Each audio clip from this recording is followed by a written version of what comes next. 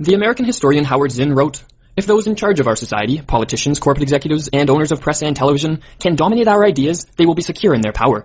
They will not need soldiers patrolling the streets. We will control ourselves." To conclude this lecture, we will consider the role of propaganda in modern-day democracies.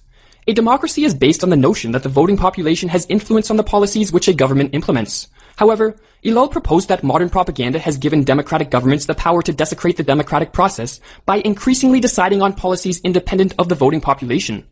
After policies have been created by those in positions of power, propaganda is then used to shape public opinion and manipulate the voting population into desiring exactly what the government has already decided to do. The point is to make the masses demand of the government what the government has already decided to do. If it follows this procedure, the government can no longer be called authoritarian, because the will of the people demands what is being done. As Ellul warned, when a democratic government uses propaganda to convince the masses to want what it has already decided to do, in reality a democracy no longer exists. Once democracy becomes the object of propaganda, it also becomes as totalitarian, authoritarian, and exclusive as dictatorship. With his critique of modern democracy, Ellul was in no way attacking it solely for the sake of discrediting it, nor in his analysis of propaganda was he belittling the modern individual who he thought to be a willing victim of propaganda. On the contrary, to warn a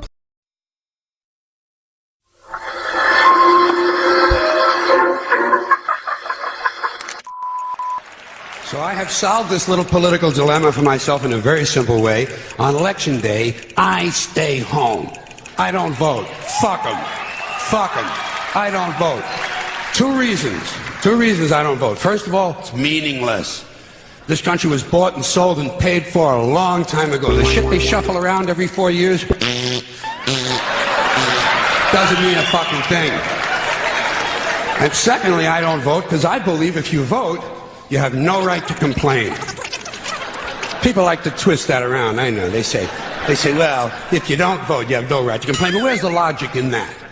If you vote, and you elect dishonest, incompetent people, and they get into office and screw everything up, well, you are responsible for what they have done. You caused the problem. You voted them in. You have no right to complain. I, on the other hand, who did not vote, who, in fact, did not even leave the house on election day, am in no way responsible for what these people have done and have every right to complain as loud as I want about the mess you created that I had nothing to do with. So I have solved this little political dilemma for myself in a very simple way. On election day, I stay home.